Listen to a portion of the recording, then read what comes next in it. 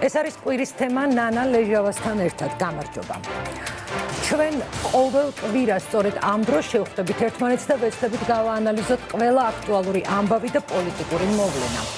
გასული კვირა საკმაოდ საინტერესო და პოლიტიკურად დატვირთული აღმოჩნდა. 11 წლის შემდეგ პირველად რუსეთისა და საქართველოს პირველი დიპლომატები ერთმანეთს შეხვდნენ. რა შეიძლება შეცვალოს ამ ხანმოკლე დიალოგმა ოკუპირებული ტერიტორიებისთვის? ეს მომავალში გამოჩნდება. დღეისთვის კი შინაარსზე მეტად თბილისში ახლა იმაზე მიდის მსჯელობა, ვინ იყო ამ შეხვედრის ინიციატორი. ეს კი სავარაუდოდ საქართველოს ხელისუფლების ზედმეტი სიფრთხილის გამო მოხდა. მათ ისი აფრთხობდათ, როგორ შეაფასებდა შეხვედრას ოპოზიცია, რომ თავიდანვე აქცენტი გააკეთეს იმ ფაქტზე, რომ შეხვედრის ორგანიზატორი და ინიციატორი შვეიცარიის კონფედერაციის საგარეო უწყება იყო. ლავროვის ბრიფინგის შემდეგ კი, სადაც მან ირონიული ტონით თქვა, რომ ეს ქართული მხარის მოთხოვნა იყო, ოპოზიციას სასაუბრო მიეცა. და ახლა ხელისუფლებას თავის მართლება უწევს, შინაარსი კი უკვე ყველასთვის მეორე ხარისხოვანია. 26 სექტემბერს საქართველოს საგარეო საქმეთა მინისტრთან დავით ზალკალიანთან შედგა შეხვედრა, რომლის გამართვასაც თავად ითხოვდა. შემდეგ მე წავიკითხე მისი ვრცელი კომენტარი, რომლებმაც ჩემი აზრით მას იმაზე მეტი დრო წაართვა, ვიდრე თავად ამ შეხვედრამ. კომენტარები, რომლებსაც თავად ქართველები აკეთებენ ამ შეხვედრასთან დაკავშირებით, ჩემს ღიმილსა და გაოცებას იწვევს. ჩვენთვის მნიშვნელოვანი იყო, რომ გამოგვეყენებინა ეს შესაძლებლობა ძალიან გულწრფელად და ღიად გველაპარაკა იმ საკითხებზე, რაც დაგროვდა განსაკუთრებით დეოკუპაციასთან მიმართებაში და მე ჩემი პოზიცია ძალიან გულწრფელად და ღიად მკაფიოდ წარმოვაჩინე. რა თქმა უნდა, მოლოდინი იმისა, რომ ჩვენ რაღაცა პირველი შეხვედრის მერე დიდი გარღვევა გვექნება ამ მიმართულებით, მე არ მქონია, მაგრამ თავად ის ფაქტი, რომ ასეთი შეხვედრა შედგა და იყო შესაძლებლობა ყველა ამ საკითხზე მსჯელობის, ეს არის ერთმნიშვნელოვნად მისასალმებელი. ლავროვი ქვეყანას თლიანად არ მხოლოდ ბატონ ზალკალიანს, არამედ ქვეყანას ესე დაგვრცენის გვამცირებს, თურმე ჩვენი თხოვნით მომხდარა, თურმე მის თანახმად დეოკუპაციას საერთოდ არ ყოფილა საუბარი. მე ვფიქრობ, განმარტება როგორც მინიმუმ უნდა გააკეთოს საგარეო საქმეთა მინისტრმა და პრემიერ-მინისტრმა გახარება. კომუნიკაცია ბუნებრივია უნდა არსებობდეს, მაგრამ ასეთი ტიპის კომუნიკაცია მოსკოვის კაცის მთავრობის კომუნიკაცია დახურულ კარს მიღმა ერთ-ერთზე ლავროვთან ჩვენი აზრით ძალიან სერიოზულ საფრთხეებს შეიძლება შეიცავდეს. ჩვენი შვეიცარიელი პარტნიორების მეშვეობით მოხდა ამ შეხვედრის ორგანიზება. დიპლომატია არის ერთადერთი საშუალება, რომ მოხდეს იმ პრობლემების გადაწყვეტა, რომელიც ქვეყნებს შორის არსებობს. ამ პრობლემების მოგვარების ერთადერთი გზა არის საერთაშორისო წესები, საერთაშორისო კანონმდებლობა და რა თქმა უნდა მჭიდრო თანამშრომლობა ჩვენს პარტნიორებთან. ამ სულისკვეთებით შედგა ეს შეხვედრა. სრულ სინქრონში ჩვენს საერთაშორისო პარტნიორებთან. ეს რაც შეეხება საგარეო პოლიტიკას, თბილისში კი ამ კვირაში კვლავ აქტუალური იყო პრეზიდენტის სკანდალური შეწყალება. მას შემდეგ, რაც შეწყალებაზე მორატორიუმი გამოაცხადა, სალომე ზურაბიშვილმა პირველი კომენტარი გააკეთა და ნიუ-იორკიდან შეახსენა საზოგადოებას, რომ ის დამნაშავეებს იწყალებს და არა ანგელოზებს. თუმცა ასე არ ფიქრობს პროკურატურა და გამოძიებას განაგრძობს. დაკითხვაზე იძახებენ პრეზიდენტის ადმინისტრაციის თანამშრომლებს და საზოგადოება კონკრეტულ პასუხებს ელოდება.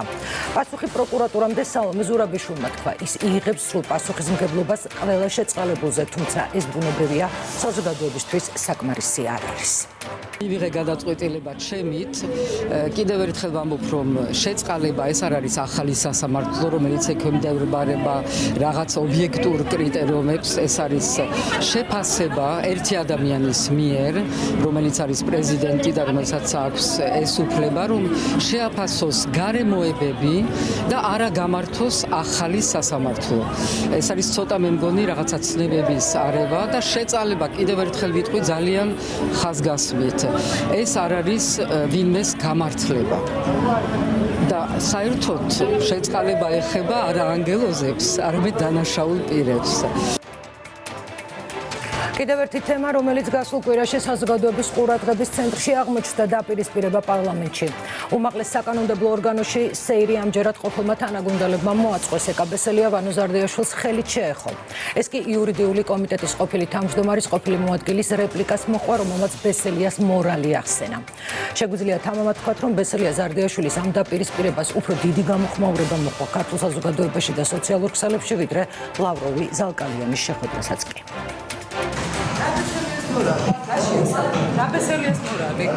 შეიკავეთ, ქალბატონო ეკა, თავი შეიკავეთ, დარბაზში ბრძანდებით და საზოგადოება გიყურებთ.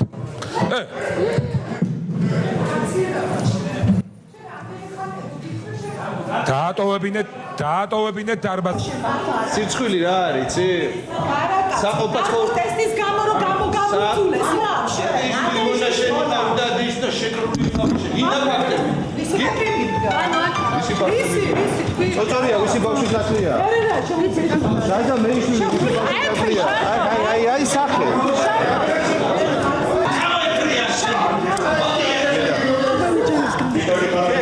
გამოიარე, და იმით სიხავთ, აგილაძე და თავი იქონდა. ომობდი.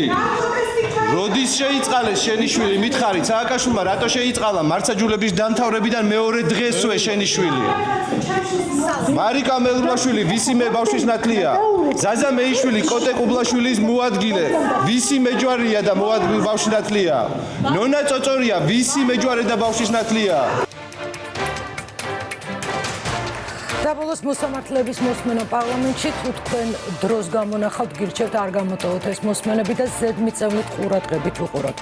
თუ თქვენ აქამდე გეგონათ, რომ ცხოვრებაში ყველაფერი ნახეთ და არაფერი გაგაკვირვებთ, ამჯერად ამ კითხვა პასუხის მოსმენის შემდეგ თქვენ კიდევ დიდხანს ივლით გაოცებული. შეგიძლიათ მიცეთ შეფასება რა პოლიტიკური თქვათ რეჟიმი იყოს სააკაშვილის პირობებში. იყოს კანონიერი, იყოს დემოკრატიული, იყოს სამართლიანი თუ სამართლო. აი ამ კონტექსტში შეგიძლიათ თქვენი აზრი გამოთქვათ. ერთადერთი რაც შემიძლია გითხრათ, ისიც კანონზე დაყრდნობით, კონსტიტუციური პრინციპიდან გამომდინარე, რა სახის სახელმწიფოსთან ქონდა საქმე და ის იყო თავიდან საპრეზიდენტო და იცით, რომ პრეზიდენტის უფლებამოსილებები როგორ იყო გაწერილი და დღეს ახალი კონსტიტუციით საქართველოს პრაქტიკულად საპარლამენტო რესპუბლიკაა და აი ეს მხოლოდ ახლა რეჟიმებთან დაკავშირებით მე პოლიტიკური განცხადების გაკეთებას ნამდვილად არ ვაპირებ ბატონ გედი და უბრალოდ ეთიკა არ მაძლევს საშუალებას რომ ეს შეფასებები საჯაროდ გავაკეთოთ. ბატონო გაგიადვილებთ რამოცანს. მითხარით გერმანიის დემოკრატიულ რესპუბლიკაში რა პოლიტიკური რეჟიმი იყო? ხო შეგიძლიათ ეს მითხრათ? კი შემიძლია გითხრათ, იმიტომ რომ დიახ შემიძლია გითხრათ, რაც იყო, ნუ ხა მე კი იყო ფაშიზმი იყო ასეთი. არა, გერმანიის დემოკრატიულ რესპუბლიკას გეუბნებით. მე არ გეუბნებით ნაცისტურ გერმანიის დემოკრატიული რესპუბლიკა. ხო იცით ისტორიულად? კი, მესმის, კი. ფედერაციული და გერმანიის აი გერმანიის დემოკრატიულ რესპუბლიკაში რა პოლიტიკური რეჟიმი იყო? არ იცით რა რეჟიმი იყო გერმანიის დემოკრატიულ რესპუბლიკაში? ჩვეულებრივ ვრცელდებოდა ომის შემდგომი ტენდენცია. დემოკრატიული იყო თუ არადემოკრატიული? დემოკრატიული ერქვა, კი ბატონო. არა, რა ერქვა მე ამაგას არ გეკითხებით. დემოკრატიული იყო, კი, სახელიდან გამომდინარე დემოკრატიული რეჟიმი იყო გერმანიის დემოკრატიულ რესპუბლიკაში? არა, დემოკრატიული რესპუბლიკა ერქვა, მაგრამ მე ვერ გეტყვით მეთქი, კიდევ ერთხელ გეუბნებით, ვერ გეტყვით. რატო თქვენ იურისტი ხართ, კონსტიტუციური სამართალი ხო გაქვთ შესწავლილი? მითხარით გერმანიის დემოკრატიულ რესპუბლიკაში რა რეჟიმი იყო? გერმანიის დემოკრატიულ რესპუბლიკაში ზოგადად რა რეჟიმი იყო? არ მესმის რა სახელმწიფოებრივი წყობა იყო? კონკრეტულ გასაგებია და მაინტერესებს რა რეჟიმი იყო გერმანიის დემოკრატიულ რესპუბლიკაში? ფედერაციული და დემოკრატიული რესპუბლიკა, ხო? თავისი მე მეც ამასთან დაკავშირებით რა უნდა გითხრათ? არა, მაპატეთ, მაგრამ მე გერმანიის ისტორიას არ გაბარებთ აქ. რატო ვერ ვცემთ ამ კითხვაზე პასუხს? ისტორია არ იცით თუ როგორც სამართლის მცოდნემ არ შეგიძლიათ შეაფასოთ რეჟიმის დემოკრატიულობა ან ავტორიტარულობა? განმარტებები დემოკრატიის და ავტორიტარიზმის ხო არ თქვენ ხო და გთხოვთ შეაფასოთ გერმანიის დემოკრატიულ რესპუბლიკაში რა რეჟიმი იყო? ნუ არ ვაპირებ ამის შეფასებას. და შეგიძლიათ ამისთან რატო? აი ესეთი განწყობა მაქვს, რომ კიდევ ერთხელ ვამბობ, რომ გერმანიის დემოკრატიული რესპუბლიკის არსებობას და გერმანიის ფედერაციული რესპუბლიკის არსებობაც ეს იყო ჩვეულებრივი პოლიტიკური გადაწყვეტილება იმ გარემოებებიდან გამომდინარე, რაც პოსტ ომის შედეგებს მოყვა. მეტი რა გითხრათ ამასთან დაკავშირებით? სწორედ ამ საკითხებზე ვისაუბრებთ ჩვენს პირველ სტუმართან, იუსტიციის მინისტრი და ვიცე-პრემიერი თია წულუკიანია, ჩვენი პირველი გადაცემის პირველი სტუმარი საღამოშვიდობის კაპიტანი. დიდი მადლობა რომ ხართ ჩვენთან ერთად. ქაბატონთან საუბარი მინდა დავიწყოთ იმ სიფრთხილით თუ შიშით, რომელიც გამოიჩინა ხელისუფლებამ მე მხედველობაში მაქვს შეხვედრა ნიუ-იორკში და რამაც ფაქტიურად გამოიწვია ის, რომ ახლა საუბარი მიდის არა შინაარსზე ამ ძალიან მნიშვნელოვანი შეხვედრის, არამედ იმაზე თუ ვინ იყო ამ შეხვედრის ინიციატორი. ხომ არ ფიქრობთ, რომ ეს იყო სწორედ იმ პირველი კომენტარების შედეგი, რაც გაკეთდა საგარეო საქმეთა მინისტრის მიერ პირველ რიგში? მოგესალმებით და წარმატებებს გისურვებთ ძალიან მნიშვნელოვანი ალბათ ამ ტიპის გადაცემები მრავლად იყოს ჩვენს ეთერში სწორედ იმისთვის, რომ ასეთ სერიოზულ საკითხებზე ჩვენ საშუალება გქონდეს შეძლების დაგვარად სერიოზულად ვისაუბროთ, იმიტომ რომ თქვენ მართალს ბრძანებდით შესავალშიც ამ გადაცემის, რომ სერიოზული თემები ხანდახან იკარგება და ისეთ დეტალებზე ხდება ყურადღების მიქცევა, რომელიც პრინციპში გრძელვადიან პერსპექტივაში ჩვენი ქვეყნისთვის არავითარი მნიშვნელობის მქონე არ არის.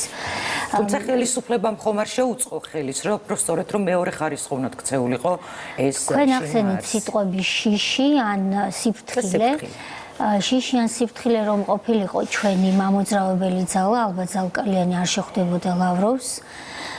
მე ვფიქრობ, რომ ეს იყო ჩვენი მხრიდან გაბედული გადაწყვეტილება, სწორედ იმიტომ, რომ ეს ჭირდება ჩვენი ქვეყნის სახელმწიფო ინტერესს და სახელმწიფო ინტერესი ჩვენი რუსეთთან ურთიერთობაში არის ერთადერთი ამ ეტაპზე, ეს არის მშვიდობის შენარჩუნება, დეესკალაცია, განსაკუთრებით საოკუპაციო ხაზთან და ასევე იმ უკან გადადგმული ნაბიჯების გამოსწორება, რომელიც, როგორც თავად ბატონმა ლავრომაც აღნიშნა, ზოგიერთი უპასუხისმგებლო ოპოზიციონერის მოქმედებას მოჰყავ, გულისხმობ ავიარეისების გაუქმებას. დღეს ზოგიერთი ოპონენტი ცდილობს, რომ გამოიყენოს ლავროვის შემდგომი განცხადება, როდესაც მან თქვა, რომ თითქოს ქართულმა მხარემ მოითხოვა და ქართული მხარის ინიციატივით შედგა ეს შეხვედრა და ასევე ცდილობს, რომ მინიმიზაცია გააკეთოს იმისა, რომ თითქოს ავიარეისების აღდგენის საკითხი სულაც არ არის მნიშვნელოვანი. ალბათ ჯობს, რომ იმ ადამიანებმა, ვინც ამაზე ქილი ყოფს და ამბობს, რომ ავიარეისები იყო განამსჯელობის საგანი, ჯობს, რომ ეს კითხვა დაუსვან ქობულეთელებს, ბათუმელებს, სვანებს, თბილისელებს და კითხონ არის თუ არა იმ ადამიანებისთვის, ვინც პატარა ოჯახური ბიზნესი წამოიწყო, მნიშვნელოვანი მათი ყოველდღიური საზრდოობისთვის და ამყარებდნენ თუ არა ისინი იმედს ივნისზე, ივლისსა და აგვისტოზე, მათ შორის სექტემბერზეც, იმისთვის, რომ რუსი ტურისტი მიეღოთ. აი მაშინ გამოჩნდება არის თუ არა მნიშვნელოვანი სწორედ ავიარეისების აღდგენა. თუმცა ამ შეხვედრაზე, რა თქმა უნდა, ეს არ იყო ერთადერთი და პირველი თემა, უპირველესი თემა ამ შეხვედრაზე, რომელიც 30 წუთი გაგრძელდა დაახლოებით, ეხებოდა იმ ადამიანის უფლებების გაუგონარ დარღვევებს, რომელიც საოკუპაციო ხაზთან მიმდინარეობს და იყო საუბარი იმაზე, თუ როგორ უნდა იმოქმედონ ორივე ქვეყანამ იმისათვის, რომ სტაბილიზება მოხდეს და ნორმალიზება ურთიერთობების. თუ კი ამ შეხვედრის ერთ-ერთი პირველი ხელშესახების შედეგი იქნებოდა სწორედ ავიარეისების აღდგენა, რადგან ილუზია არავის არ აქვს, რომ ერთი ლავროვის ზალკალიანთან შეხვედრის შედეგად ქვეყნის დეოკუპაცია ვერ დაიწყება. თუმცა ითქვა, რომ პირობებზე საუბრობდა ლავროვი. პირობებზე საუბრობდა ლავროვი სწორედ ავიარეისების აღდგენისთვისაც. რა პირობები დააყენა რუსულმა მხარემ, თუ არის ცნობილი უკვე ხელისუფლებისთვის? როგორც ასეთი პირობები არ არსებობს, არსებობს ერთი, რომ ჩვენ ხელისუფლებას გათავისებული გვაქვს და მომავალშიც გვექნება, რომ ყველანაირი ოპორტუნიზმი, ავანტურიზმი და ბევრი ისეთი რამ, რაც იზმებზე მთავრდება, მათ შორის ინფანტილიზმი არ უნდა იყოს ჩვენი მახასიათებელი. ეს რუსეთთან ურთიერთობაში ჩვენი მახასიათებელი არასდროს ყოფილა, არასდროს ქართულ ოცნებას არ აღუქვამს, რომ რუსეთთან ურთიერთობა არის სათამაშო.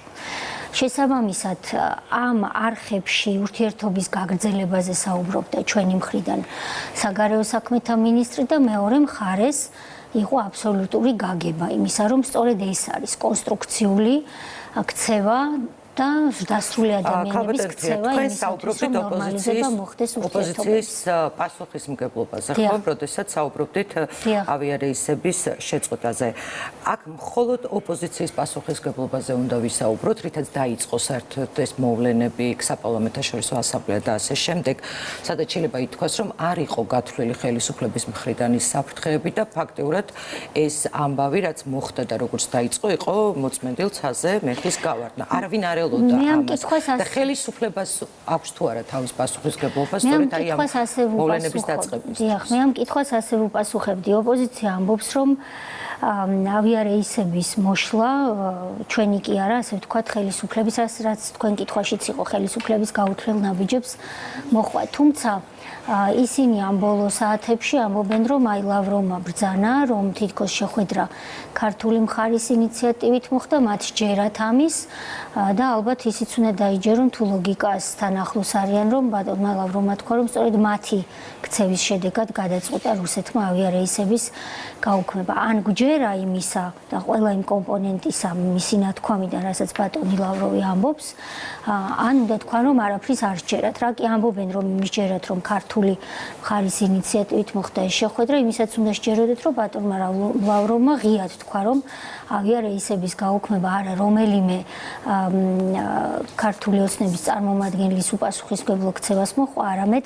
ოპოზიციის უპასუხისმგებლო ქცევის პასუხი იყო სწორედ ეს სანქციების სახით. რაც შეეხება თვითონ ვისი იყო ინიციატივა, ვისი იყო მოთხოვნა, შვეიცარიულმა მხარემ გააკეთა განცხადება ოფიციალური, რომ მათი ინიციატივით მოხდა ეს შეხვედრა, თუმცა და ორგანიზებით, რა თქმა უნდა, იმიტომ რომ ჩვენ, რა თქმა უნდა, არ გვავიწყდება და იმედია მაყურებელს ახსოვს კარგად, რომ საქართველოსა და რუსეთს შორის არ არსებობს არანაირი დიპლომატიური ურთიერთობები და თუ არ ჩავთვლით სამ სხვადასხვა ტიპის ფორმატს, ეს არის სამართალდამცველებს შორის ურთიერთობა, რაც მიმდინარეობს, წინააღმდეგ შემთხვევაში ჩვენ უნდა შევწყვიტოთ მაშინ დანაშაულთან ბრძოლა, ეს მიმდინარეობს და არ შეწყვეტილა. კარასინი-აბაშიძის ფორმატი და ჟენევის ფორმატი რეალურად სხვა ურთიერთობა რუსეთსა და საქართველოს შორის არ არსებობს, შესაბამისად საჭირო იყო მხარე, რომელიც ამ შეხვედრას დაორგანიზებდა. მაგრამ მე ვფიქრობ, რომ ქართული მხარის მიერ ამ შეხვედრაში მონაწილეობა, ორმხრივ შეხვედრაში მონაწილეობა იყო სახელმწიფო ინტერესის შესაბამისი და მომავალშიც ნებისმიერი შეხვედრა, რომელიც ჩვენ სახელმწიფო ინტერესს შეესაბამება, რა თქმა უნდა, შედგება და მე მინდა ჩემს კოლეგას ბატონ დავით მადლობა უთხრა ამ ნაბიჯისთვის, რომელიც მან გაეროს გენერალური ასამბლეის ფარგლებში გადადგა, იმიტომ რომ სწორედ იმ დღეს და იმ დროს რომ მოხდებოდა ეს შეხვედრა ჩვენ რამდენიმე საათის წინ, როცა დაკონკრეტდა, მაშინ შევიტყვეთ, თუმცა მრავალი თვის მანძილზე სხვადასხვა ჩვენი პარტნიორის მხრიდან ისმოდა მოწოდება, როგორც ჩვენდამი, ისე რუსეთისადმი, რომ დროა დასხდეთ პირისპირ მოლაპარაკების მაგიდასთან. მე ვთვლი, რომ ეს არის პირიქით პოზიტიური და კითხვა ის კი არ უნდა იყოს, ვინ მოითხოვა შეხვედრა. ჩვენ რომც მოგვეთხოვა შეხვედრა, მე ვთვლი, რომ ძალიან მაგრები მყოფილვართ, თუ კი ჩვენ მოვითხოვეთ შეხვედრა და მობრძანდა ლავროვი და მაშინვე მაგიდასთან დაგვიჯდა ყოჩა ზალკალიანს. მაგარი საგარეო საქმეთა მინისტრი ყავს მართლაც, თუ კი ეს იქნება ლოგიკა. შესაბამისად, ჩვენ იმაზე უნდა ვისაუბროთ, არის თუ არა ეს შეხვედრა პოზიტივი. მე ვთვლი, რომ ეს არის პოზიტივი და 11 წლის შემდეგ პირველად ხდება, რომ ორი ქვეყნის საგარეო საქმეთა მინისტრები ჯდებიან მაგიდასთან და ქართულ მხარეს აქვს საშუალება, რომ რუსეთს პირდაპირ უთხრას ოკუპაციასთან და საოკუპაციო ხასთან საქმეში, რაც არის კარასინი, ასევე ჟენევის ფორმატი და თქვენი ოპონენტები სწორედ ამას ამბობენ, რომ ჟენევის ფორმატი ესმით არის მნიშვნელოვანი, რომ პარტნიორებთან ერთად საუბრობს და ცალკე რუსეთთან საუბარი არის საშიში, ვინაიდან რუსეთი დაჩაგრავს საქართველოს. ერთი რომ იყო თუ არა შესაძლებელი ამ საკითხების განხილვა სწორედ იმ ფორმატებში, რომელიც დღემდე არსებობს და მოქმედებს და ხომ არ ემუქრება ამ ფორმატებს გაუქმება ან დაკარგავს თუ ის მნიშვნელობას და ეს არ არის საფრთხე პარტნიორების გარეშე საუბარი რუსეთთან. დავითი ამჟამად ბრუნდება თავისი მივლინებიდან და თავად უფრო მეტ დეტალზე ისაუბრებს, მაგრამ მე შემიძლია გითხრათ, რომ ამ შეხვედრაზე, ლავროვის ზალკალიანის შეხვედრაზე, სწორედ საუბარი იყო იმაზე, თუ როგორ უნდა გამოიყვანონ მხარეებმა ჟენევის ფორმატი მჩიხიდან, რომელშიც რეალურად ეს პროცესი ალბათ შეამჩნევდით არის რამდენიმე ხანია შესული. ამიტომაც არამც თუ ჟენევის ფორმატის გაუქმება იგეგმება და ჩანაცვლება ამ ფორმატის რაიმე სხვა ორმხრივი ფორმატებით პირიქით, ეს ორმხრივი შეხვედრა გამოყენებული იყო ორივე მხარის მიერ და პირველ რიგში ჩვენს მიერ იმისათვის, რომ ჟენევის ფორმატი გახდეს კიდევ უფრო აქტიური და რაც მთავარია, არა მხოლოდ აქტიური, არამედ მას მოჰქონდეს შედეგები. თქვენ ხედავთ, რომ ამ ფორმატს შედეგი არ მოაქვს და არის პროცესის ჩიხში შესული. საზოგადოებას ასევე აინტერესებს, რა კონკრეტული გეგმით და პოზიციით საუბრობს საქართველოს ხელისუფლება რუსეთთან. თუ შეგვიძლია ამაზე საუბარი და სწორედ შესაძლოა ამერც გამოიწვია ეს აზრთა სხვადასხვაობა, რომ საზოგადოება არ იყო აბსოლუტურად ინფორმირებული, თუმცა ეს ჩვეულებრივი მოვლენაა დიპლომატიაში, შეიძლება ითქვას ესეთი დაგეგმილი, უეცრად დაგეგმილი შეხვედრები. და მაინც რა პოზიციით და რას საუბრობთ რუსეთთან, შეგვიძლია თუ არა უთხრათ უფრო მეტი საზოგადოებას. ჩვენი პოზიცია არის პირველი მშვიდობა, მეორე სტაბილიზაცია, მესამე დეესკალაცია საოკუპაციო ხაზთან და მართლაც აღმაშფოთებელია, როცა ზოგიერთი ოპონენტი მინიმიზაციას და გაუბრალოებას ახდენს ამ შეხვედრის. მე ვფიქრობ, რომ ასე არ უნდა ფიქრობდნენ ის ოჯახები, ვინც დილით გაიღვიძებს და მისი სახლი და ეზოურად აღმოჩნდება გაყოფილი ბორდერიზაციის შედეგად. მე არ მგონია, რომ ეს ოჯახები უკმაყოფილონი იყვნენ იმით, რომ ზალკალიანმა ლავროვს პირდაპირ შეხვედრაზე დაუყენა ერთ-ერთ სასაუბრო საკითხად სწორედ ორად გაყოფილი ოჯახები, ეზოები და ბაღები და ყანები. მე არ მგონია, რომ ეს ოჯახები არ იყვნენ კმაყოფილი ამგვარი ტიპის საერთაშორისო აქტივობით ჩვენი მხრიდან. საოკუპაციო ხაზთან დეესკალაცია, ეს არის ჩვენი პოზიცია, ჟენევის ფორმატის როგორმე ჩიხიდან გამოყვანა, ეს არის პოზიცია, ადამიანის უფლებების დარღვევების პრევენცია და მათი დაუშვებლობა, ეს არის ჩვენი პოზიცია და რა თქმა უნდა ეს ყველაფერი ემსახურება იმ საბოლოო და დიად მიზანს, რაც არის დეოკუპაცია. შესაბამისად ჩვენ გვექნება აქამდეც ქონდა, მაგრამ კიდევ უფრო აქტიურად ორი მიმართულება. ერთი არის რუსეთთან სამართლებრივი ბრძოლის გაგრძელება, რომელიც ჩვენ მიყვავს სტრასბურგის სასამართლოში, ჰააგის სასამართლოში, მაგრამ ჩვენ რუსეთთან ომს არ ვაპირებთ იმ უბრალო მიზეზის გამო, რომ ომი არის საშინელება. მგონი ამაზე ვერ ვიდავებთ ვერავისთან. ვისაც გონია, რომ ომით შეიძლება რაღაცა ტიპის რეზოლუციები, გადაწყვეტები მოხდეს საჭიროებო საკითხების, ის რა თქმა უნდა ძალიან ცდება და მას არ ადარდებს არც საკუთარი ჯარი და არც საკუთარი სამოქალაქო მოსახლეობა. ამიტომ პოზიციები არავითარი საიდუმლო პოზიციებში არ არის, ეს პოზიციები ყოველთვის იყო ჩვენი საზოგადოებისთვის ცნობილი და თქვენც ვერ მეტყვით, რომ ალბათ ჩემგან პირველად გესმით, რომ ქართული ოცნების რუსეთისადმი პოზიცია ყოველთვის იყო სტაბილიზაცია, მშვიდობა, სამართლებრივი ბრძოლა და მოლაპარაკებები და დიპლომატია. აქვე უნდა გკითხოთ, იგეგმება თუ არა მორიგი ასეთი შეხვედრები ახლო მომავალში, პირველი პირების, პირველი დიპლომატების და სახელმწიფო მეთაურების შეხვედრაზე თუ შეიძლება იყოს საუბარი. ამ შეხვედრაზე ამაზე საუბარი არ ყოფილა, არაფერი დაგეგმილა ამ შეხვედრის ფარგლებში, მაგრამ მე პირადად თუ კი მომავალშიც ამგვარი შეხვედრები შესაძლებელი იქნებოდა, მხოლოდ მივესალმები და მართლაც ვთვლი, რომ ბოლო დროის დიპლომატიურ ურთიერთობებში ეს შეხვედრა იყო ერთ-ერთი ყველაზე მნიშვნელოვანი საერთაშორისო შეხვედრა. არც იმას მოვერიდები და თქვენს ეთერში ვიტყვი, რომ ახლა ასე არ ყოფილა და მართლაც შვეიცარიულ მხარეს მადლობა ეკუთვნის იმ დიდი შრომისთვის, რომელიც ჩვენთან გასწიეს, რუსებთან გასწიეს და ეს შეხვედრა, ასე ვთქვათ, ორი ადამიანი ერთმანეთში ახვედრეს.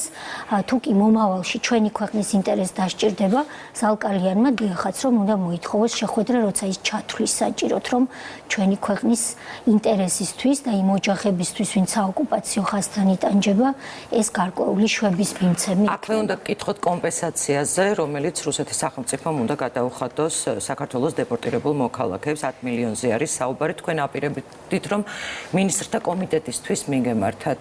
რა სტადიაზეა ახლა ამ კომპენსაციების გაცემის საკითხი? თქვენ გახსოვთ, დიახ, რომ 10 მილიონი ევრო აქვს დაკისრებული რუსეთს ჩვენი დეპორტირებულების სასარგებლოდ აღსრულების პროცესი მიმდინარეობს მინისტრთა კომიტეტში ევროსაბჭოსი და რამდენიმე დღის წინ იყო შეხვედრა, როდესაც წეგან ვახსენებდი სამართლებრივ ბრძოლას და ამ ბრძოლას ჩვენ და რუსეთი ერთმანეთთან ვაგრძელებთ და იმედი მაქვს რომ ჩვენი გამარჯვებით დამთავრდება ისევე როგორც სასამართლოში დამთავრდა ჩვენი გამარჯვებით.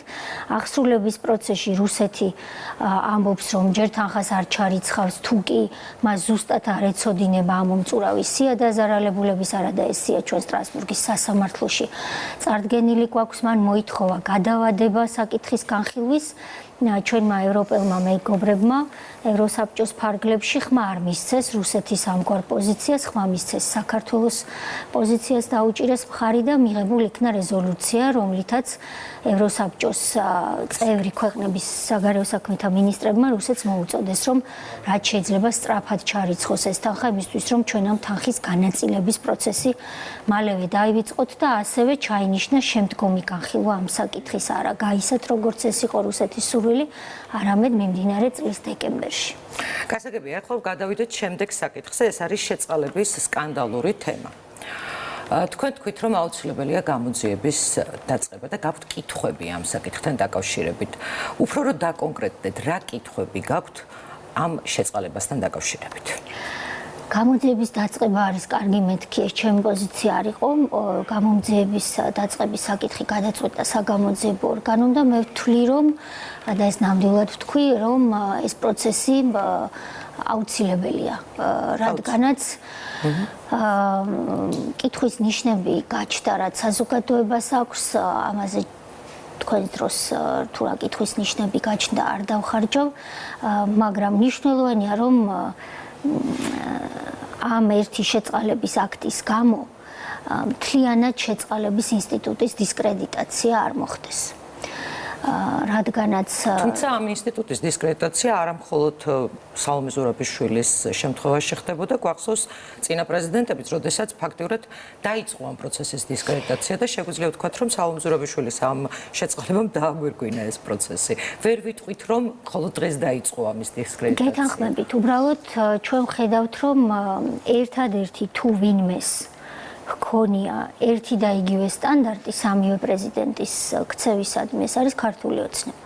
როდესაც სააკაშვილი მასიურად იწყალებდა, ჩვენ მაშინ ოპოზიციაში ვიყავით და გვახსოვს შეწყალებებიც მასიური და მოქალაქეობის მინიჭებებიც ასობით ადამიანს მასიურად რომ ჩამოურიგა, ვაკრიტიკებდით ამას და არ მოგწონდა.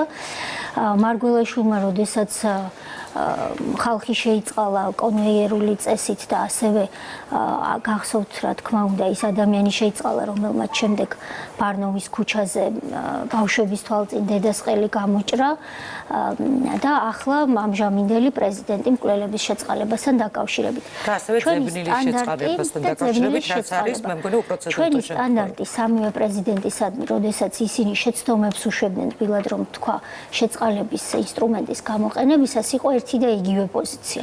თუმცა მეორე მხარეს ოპონენტების მხრიდან ჩვენ გვაქვს სამივე პრეზიდენტისადმი სამმაგი სტანდარტი. სააკაშვილის დროს ხმას არ იღებდნენ, იმიტომ რომ თავად იყვნენ ხელისუფლებაში, თავიანთი პრეზიდენტი იყო და როგორ გააკრიტიკებდნენ. მარგველაშვილს რაც არ უნდა გაეკეთებინა, ყველაფერი კარგი იყო, ღონდაც კი ასე ვთქვათ ოცნებასა და მას შორის არსებული უთანხმოება გაეღვივებინათ, ყველაფერზე მიდიოდა ოპოზიცია და ახლა აღმოჩნდა, რომ არ მოსწონთ ქალბატონი სალომეს შეწყალების აქტი. ჩვენი პოზიცია ეს არ არის. ჩვენ არც ერთი პრეზიდენტის საზოგადოებას არ მოწონს, უნდა ვთქვა და ეს არ არის საზოგადოებას არ მოსწონდა ბარნოვის მკვლელის შეწყალება, მაგრამ ოპოზიცია მარგველაშვილს არ აკრიტიკებდა. მე იმის თქმა მინდა, რომ სამივე პრეზიდენტისადმი საზოგადოების და მე ვთვლი ჩვენი პარტიის პოზიცია იყო ერთი და იგივე, ამიტომაც ამ გამოძიებიდან მე უფრო იმას მოველი, რომ შეწყალების როგორც ინსტიტუტის დისკრედიტაციას როგორმე ავცდეთ, თუ ეს შესაძლებელია საერთოდ, მე არ ვიცი, მაგრამ იმედს არ ვკარგავ, რადგანაც შეწყალების ინსტიტუტი სისხლის სამართლის მართლმსაჯულებაში არის ერთ-ერთი მნიშვნელოვანი ინსტიტუტი და მისი, ასე ვთქვათ, გაუბრალოება ან მისი გამოუყენებლობა, ან მისი გამოყენება უსამართლოდ ძალიან საზიანო იქნებოდა პატიმრებისთვის და ამ შემთხვევაში რა თქმა უნდა და არ გამოყენება რამდენად საზიანოა და რამდენად სწორად მიგაჩნიათ რომ პრეზიდენტი აცხადებს მორატორიუმს. მე ვფიქრობ პრეზიდენტს იმ კონკრეტულ კონტექსტში სხვა უკეთესი გადაწყვეტილება ვერ ექნებოდა გარდა იმისა რომ შეეჩერებინა დროებით, თუმცა მოდის გიორგობა, მოდის ახალი წელი, შემდეგ მოდის შობა და პატიმრები 10,000 ადამიანი, უფრო სწორად 8,000-მდე, იმიტომ რომ დანარჩენები ბრალდებულები არიან, 8,000-მდე მსჯავრდებული ყოველ დღესასწაულზე ელოდება იმ ჟესტს, შვებას, რომელსაც ქვია პრეზიდენტის შეწყალება და ამ პრეზიდენტისგან უფრო მეტი მოლოდინი იყო სამართლიანობის, ჰუმანურობის, როგორც ქალი პრეზიდენტისგან და მე ვფიქრობ, რომ მნიშვნელოვანი იქნება გამოძიების შედეგებიც, ახალი კრიტერიუმებიც იმისთვის, რომ როგორმე საერთოდ ძალისხმევით ეს ინსტიტუტი რაღაცნაირად სწორ გზაზე დადგეს. თუ თქვენი უწყება იქნებოდა ჩართული და აზრს კითხავდათ ადმინისტრაცია, როგორც ამას ადრე აკეთებდნენ.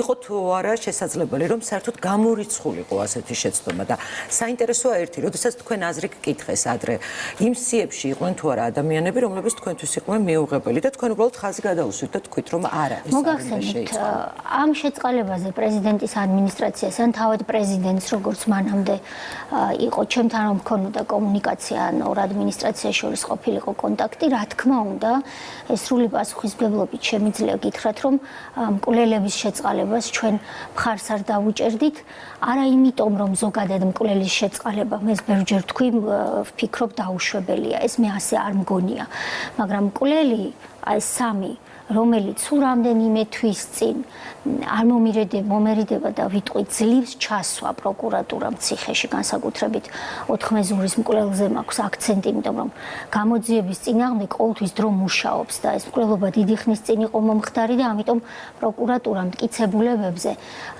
გაცილებით უფრო მეტი ყურადღებით და ძალისხმევით და გაჭირვებით მუშაობდა, ვიდრე შეიძლება გუშინ მომხდარ მკვლელობაზე სჭირდებოდეს მას. ამიტომ ჩემთვის 4 მეზურის მკვლელი იყო ძლივს ციხეში ჩასმული მკვლელი, ძლივს რომ ოჯახმა ამოისუნთქა და თქვა რომ შვილის მკვლელი იხილა იქ, სადაც არის მისი ადგილი. არანაკლებ მნიშვნელოვანი იყო ქოიავას ოჯახის თემა, იმიტომ რომ იქ მთელი ექსტრადიციის პროცედურები იყო საჭირო და მრავალი კომპლექსური პრობლემა გაიარა დაზარალებულმა და სახელმწიფომ ერთად იმისთვის, რომ მკვლელი ციხეში ჩამჯდარიყო, ამიტომ რა თქმა უნდა აქ ჩვენ მივცემდით უარყოფით რეკომენდაციას. თუმცა აქვე ვიტყვი, რომ ჩვენ გვყავს მსჯავრდებული მკვლელები, რომლებიც რეალურად კაცები და სრულწლოვანები გახდნენ ციხეში. როდესაც 90-იან წლებში ჩემი თანატოლები, თქვენი თანატოლები პრაქტიკულად ყველა იარაღით დადიოდა ქუჩაში, ბევრი ჩხუბი ხდებოდა, ბევრი უბედურება გვახსოვს, შეიძლება ეს ახალგაზრდებს დღეს არ ახსოვდეთ, მაგრამ ასე იყო, ეს იყო ჩვენი ყოველდღიურობა. მაშინ მომხდარი მკვლელობის ავტორები დღეს კვლავ ხედან ციხეში და მას შემდეგ აბა დავითვალოთ რამდენი წელია გასული. ამიტომაც აქ, რა თქმა უნდა, მე არ ვფიქრობ, რომ ავტომატურად ყველა გარეთ უნდა გამოვიდეს, მაგრამ წლებთან ერთად ის პროექტი, რაც ჩვენ გვაქვს რესოციალიზაცია, რეაბილიტაციის, ზოგიერთ მათგანს მისცემდა რეკომენდაციას 20, 25, 30 წლის მერე, 18 წლის ბიჭი რომ იარაღი გაისროლა, არც ესმოდა საერთოდ შეიძლება იარაღი რა არის და დღეს აბა დაითვალეს 18 წლის. ამიტომ ამაზე ჩვენ მივცემდით, რა თქმა უნდა, უარყოფით რეკომენდაციას, არა მხოლოდ იმიტომ, რომ მკვლელთან მქონდა საქმე, არამედ იმიტომ, რომ მკვლელი ახალი ჩამჯდარი იყო ციხეში და მას გააზრებულიც არ ჰქონდა, რომ აი ეს არის ამოსავალი წერტილი. კორექტირება თუ გაგიკეთებიათ იმ სიებისთვის, რომელსაც აქამდე ათანხმდა. არ გაგვიკეთებია, იმიტომ რომ პრეზიდენტს, რომელთანაც მე ორჯერ მქონდა კონტაქტი საახალწლო შეწყალებაზე და აღდგომის შეწყალებაზე, იმდენად მკაცრი კრიტერიუმები ჰქონდა თვითონ, რომ მე ერთხელ ვთქვი და კიდევ ვიტყვი, ვერც ვიჯერებ, რომ მარიამობის აქტი მან გამოსცა. გესმით ხომ? იმდენად მკაცრი კრიტერიუმები ჰქონდა. მაგალითად, ახალ წელს მან თქვა, რომ მე შევიწყალებდი ქალებს, ვისაც არასრულწლოვანი ბავშვი ელოდება შინ. ოღონდ ამ ქალებს ნაკლებად მძიმე დანაშაული უნდა ჰქონდეთ ჩადენილი. შესაბამისად, ჩვენ დავედით 4 კანდიდატამდე, მან დაადგინა კრიტერიუმები და ჩვენ მივაწოდეთ ზუსტად იმ კრიტერიუმებს, ვინც აკმაყოფილებდა, ეს იყო 4, მე-5-ც იყო, მაგრამ მე-5-ს ვერ შეიწყალებდა. თავად თქვა, რომ ეს არ გამოვიდოდა, იმიტომ რომ თავად ამ ბავშვებზე ძალადობის გამო იყო ეს ქალი მსჯავრდებული. ამიტომაც სია დავიდა 4 პირამდე.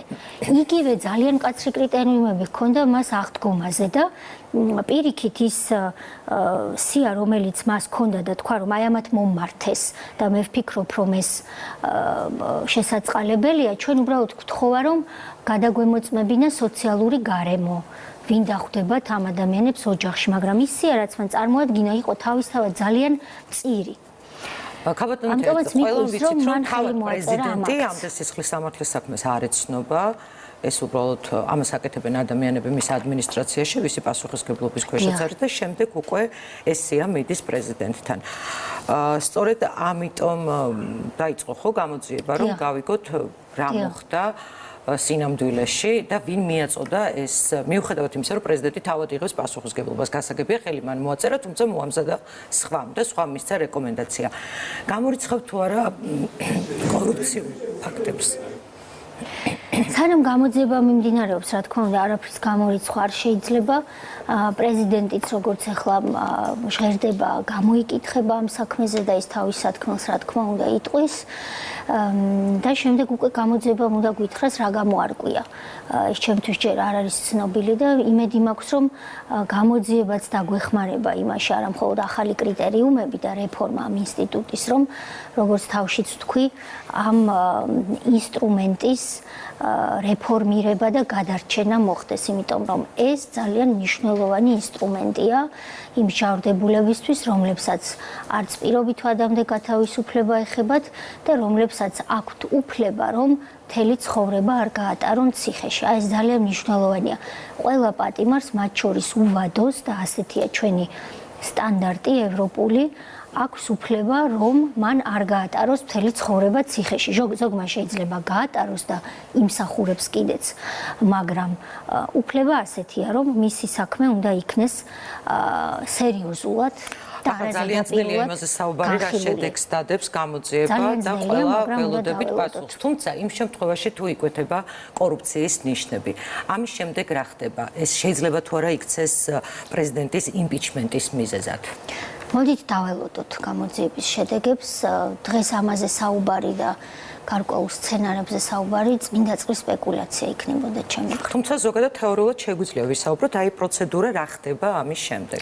თეორიებით ძალიან ბევრ ამაზე შეგვიძლია ვისაუბროთ, მაგრამ ახლა მთავარი არის ალბათ კონცენტრირება იმაზე, რომ რაც შეიძლება მალე დაიხვეწოს კრიტერიუმები და ეს მორატორიუმი პრეზიდენტმა თვითონვე რაც შეიძლება მალე მოხსნას და დაზარალებულებმა საზოგადოებამ და ჩვენც აღმასრულებელმა ხელისუფლებამ გავიგოთ რა მოხდა პრეზიდენტის ადმინისტრაციაში. მე ვფიქრობ, ამ ეტაპზე ეს არის უფრო მნიშვნელოვანი, ვიდრე რა ეწევა მომავალში, რა ბედი ეწევა თავად პრეზიდენტს თუ კი მის მიმართ გაჩნდა კითხვის ნიშნები.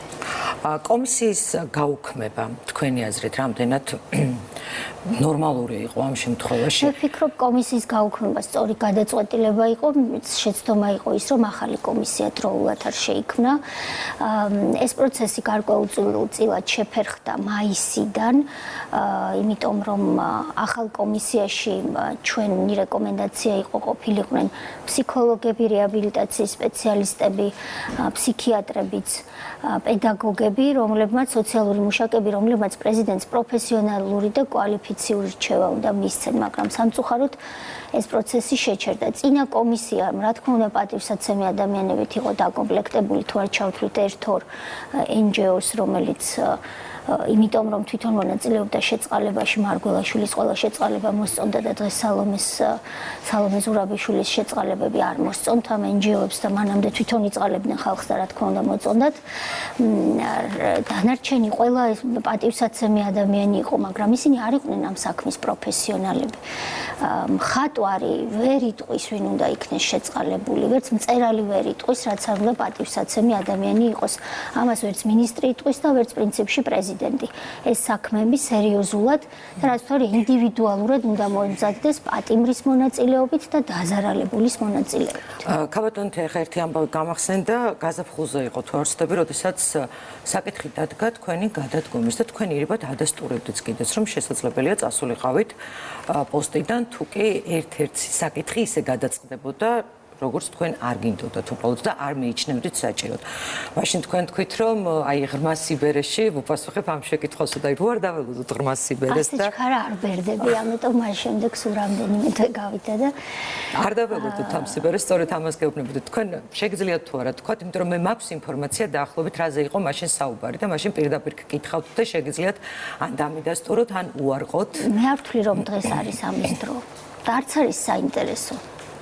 არ ვფიქრობ, რომ საინტერესოა. მე რამდენადაც ვიცი და რამდენადაც მაქვს ინფორმაცია, ეს ეხებოდა ყოფილი პრემიერის და შინაგან საქმეთა მინისტრის ვანო მერაბიშვილის ვადამდე გათავისუფლების საკითხს, როდესაც გარკვეული ჯგუფი ხელისუფლებაში ლობირებდა ამას, რომ ვანო მერაბიშვილი ეგრეთ წოდებული უდოთი შესაძლოა გამოსულიყო ციხიდან და თქვენ იყავით კატეგორიული წინააღმდეგი. ადასტურებთ თუ უარყოთ? დაელოდეთ ჩემს სიბერეს.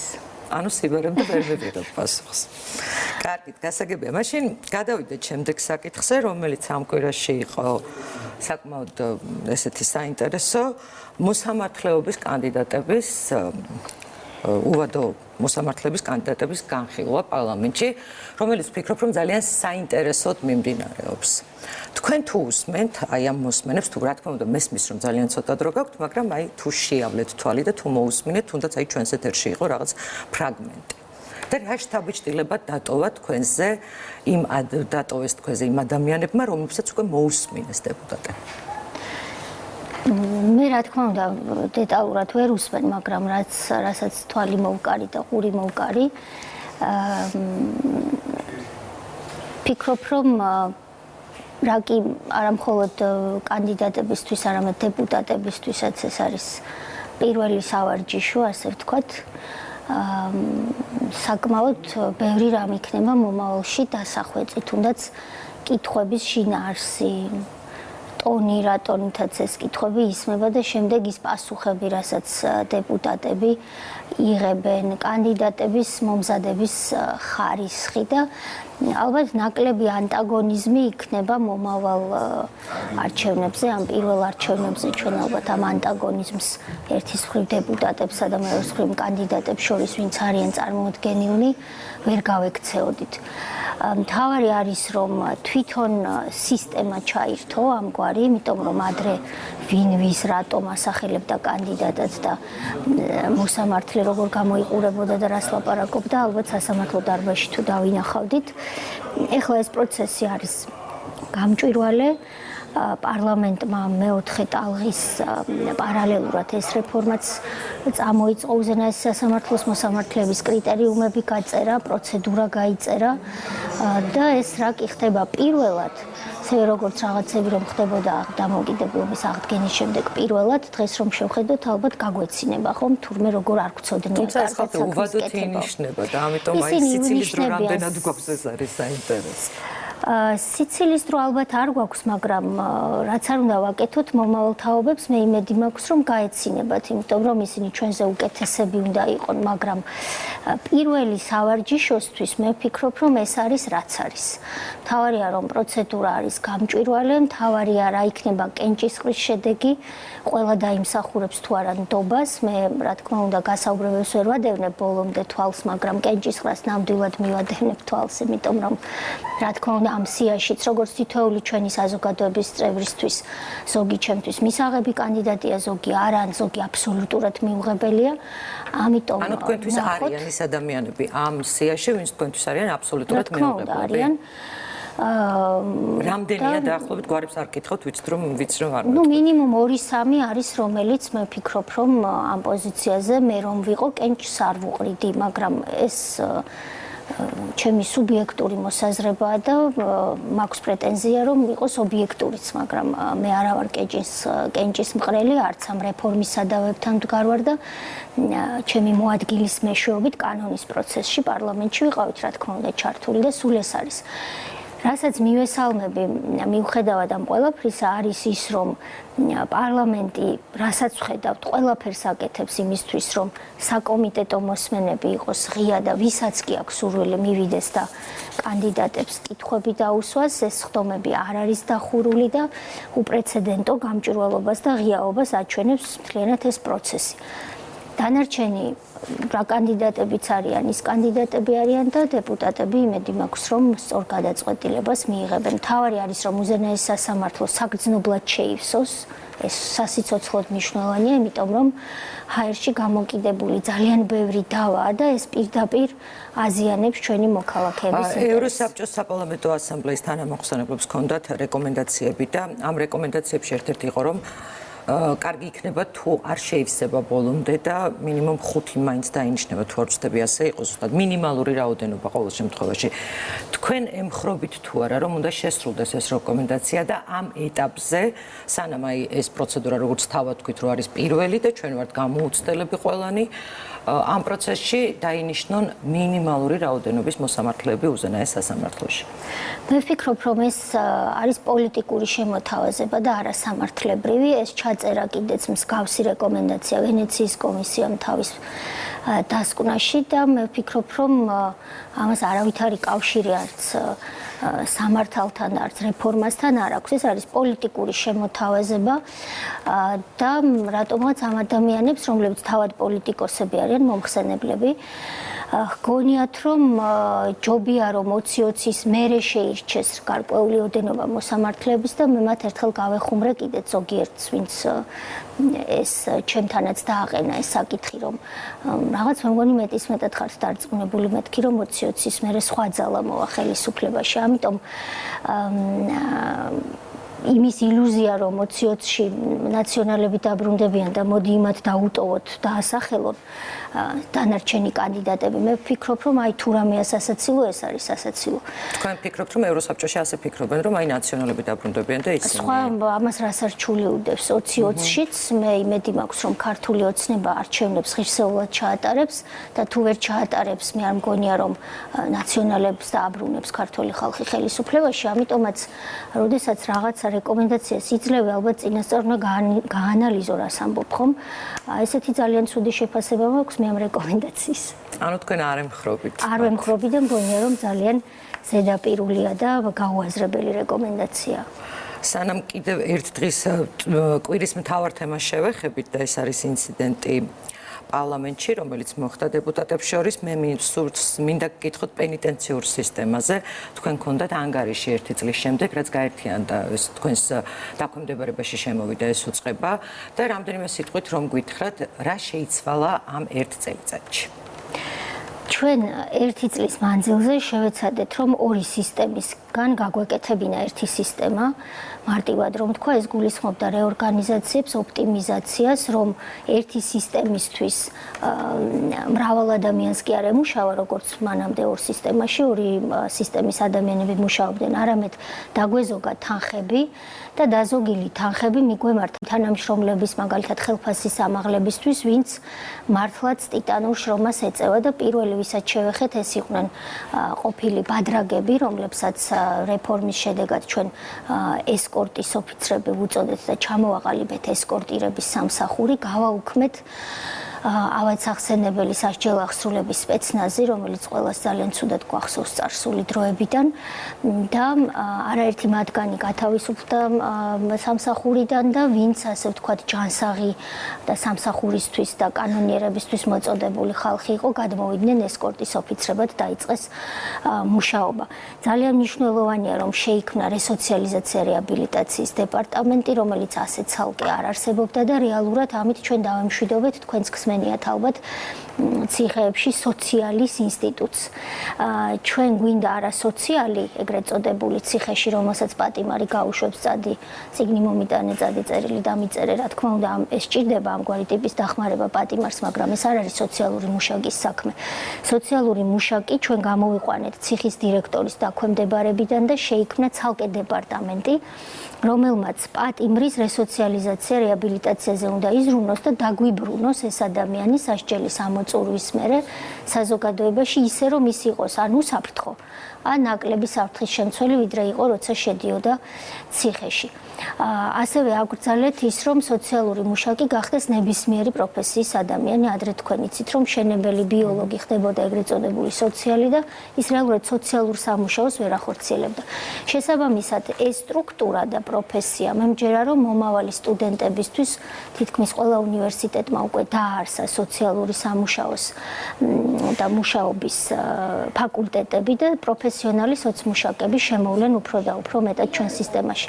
ასევე კონკურსი ვაქციეთ წესად და ჩვენ დაახლოებით 200 თანამშრომელი მივიღეთ ღია კონკურსის წესით, სოციალური მუშაკები, ესკორტის ოფიცრები. ასევე მნიშვნელოვანია, რომ სხვადასხვა შრომითი პროექტები დავნერგეთ.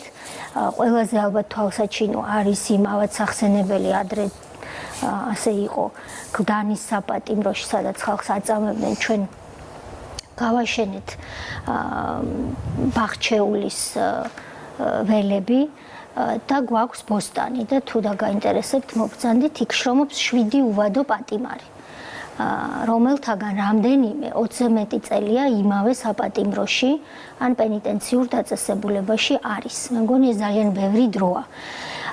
ეს ადამიანები არიან შრომისთვის მოწოდებული, რაც თავარია ინანიებენ თავიანთ დანაშაულს და დროსთან ერთად მათ შეეძლებათ, მე იმედი მაქვს ყოველ შემთხვევაში, რომ დატოვონ საპატიმრო და ახალი ცხოვრებით და კანონმორჩილი ცხოვრებით იცოცხლონ, იცხოვრონ, იმიტომ რომ რეალურად საპატიმროში რომ შევიდნენ, იყვნენ 18-19 წლის ბიჭები.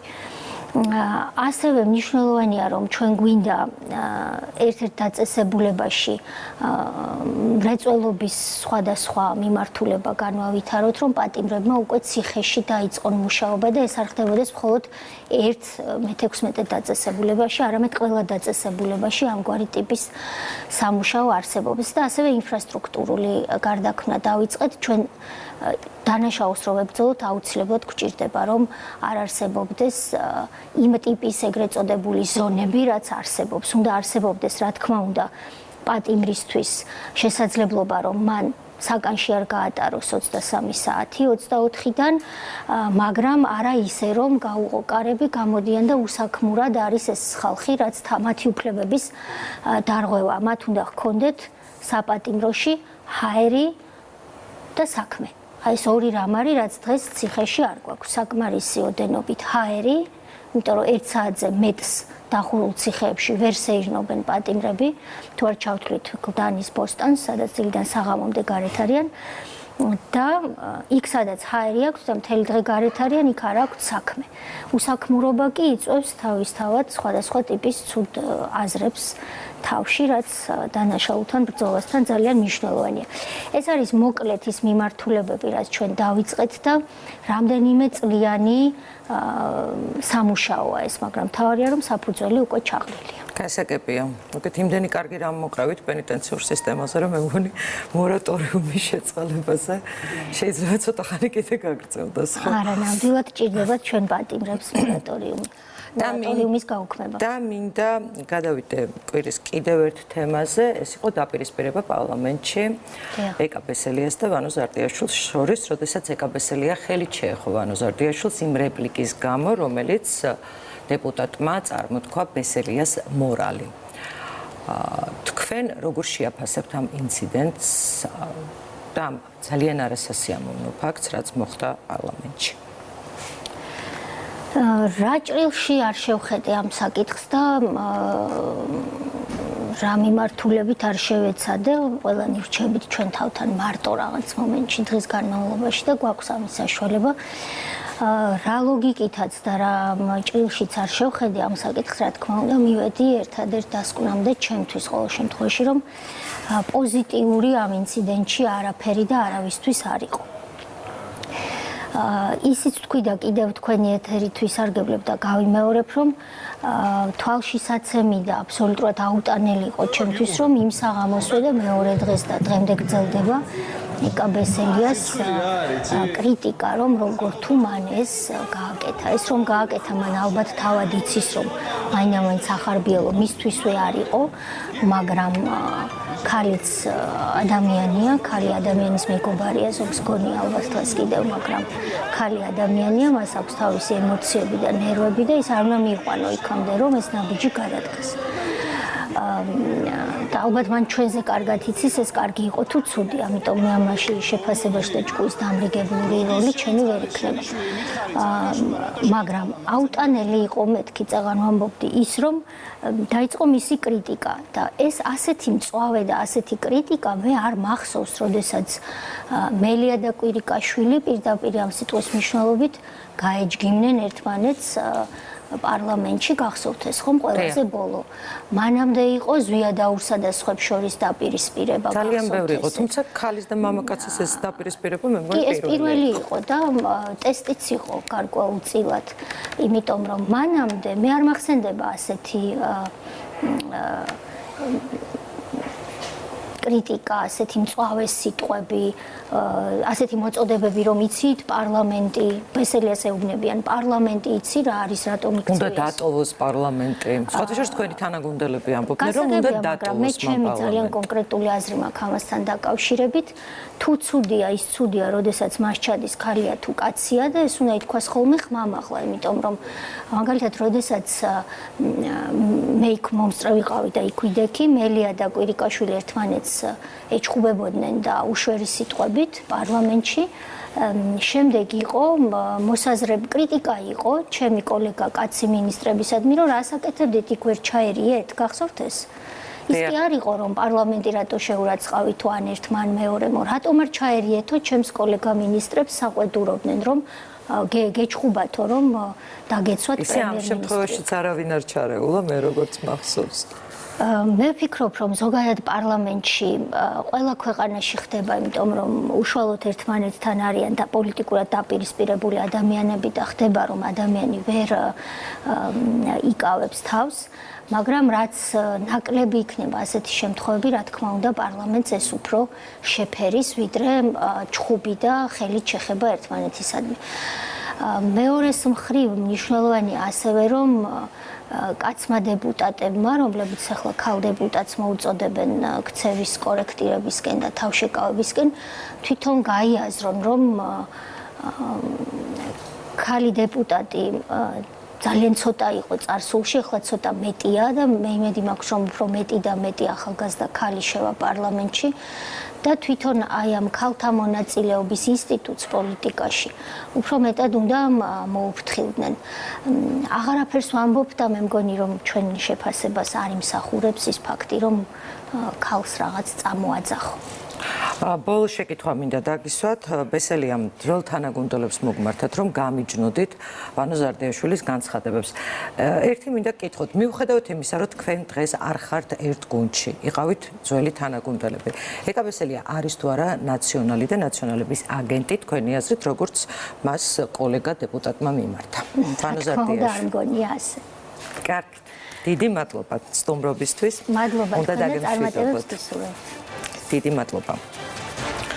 და ჩვენი გადაცემის მეორე ნაწილის სტუმარი უნდა ყოფილიყო საპარლამენტო უმრავლესობისა და იურიდიული კომიტეტის წევრი ვანო ზარდიაშვილი. გსურდა კიდევ ერთხელ შეგვეხსენებინა საზოგადოებისთვის ის გზა, რომელიც მან სააკაშვილის ხელისუფლებიდან ქართულ ოცნებამდე გაიარა. გადაცემის ამ ნაწილს ერქვა ზარდიაშვილის მორალი. თუმცა მიუხედავად იმისა, რომ თავდაპირველად სიამოვნებით დაგვთანხმდა, ბოლო წუთს ბატონმა ვანომ უარი განაცხადა ჩვენს გადაცემაში სტუმრობაზე. მან გითხრა, რომ ეკაბესელიას წინააღმდეგ მტკიცებულებების მოსაგროვებლად მას რამდენიმე დღე სჭირდება და ამ ფაქტების მოგროვების შემდეგ გვესტუმრება ეთერში. სავარაუდოდ ეს მტკიცებულებები უნდა ეხებოდეს კორუფციას, ვინაიდან თუ გახსოვთ, ვანო ზარდიაშვილმა განაცხადა, რომ როდესაც იმ ალბედით კომიტეტის ხდომაზე მან ბესელიას მორალი ახსენა, სწორედ კორუფციულ ფაქტებს გულისხმობდა. მე აქედან შევახსენე ბატონ დეპუტატს, რომ თუ მართლაც არსებობს რამე კანონდარღვევა, ეს პირველ რიგში პროკურატურის საქმეა. და თუ დეპუტატი ბესელია მართლაც კორუმპირებულია მტკიცებულებების შესაგროვებლად, მის ყოფილ მოადგილესაც და საგამოძიებო უწყებასაც სულ ცოტა 7 წელი ჰქონდათ. არადა ვფიქრობდი, რომ ძალიან საინტერესო საუბარი იქნებოდა ბატონ ვანოსთან. ჩემი პირველი კითხვა, რომელიც მისთვის უნდა დამესვა, მისივე კოლეგისგან ვისასხე და დაახლოებით ასე ჟღერდა. ბატონო ვანო, შეგიძლიათ მიპასუხოთ, რა პოლიტიკური რეჟიმი იყო სააკაშვილის პირობებში, იყო ეს კანონიერი, სამართლიანი, უსამართლო, დემოკრატიული თუ ასე შემდეგ? პასუხი არ არის.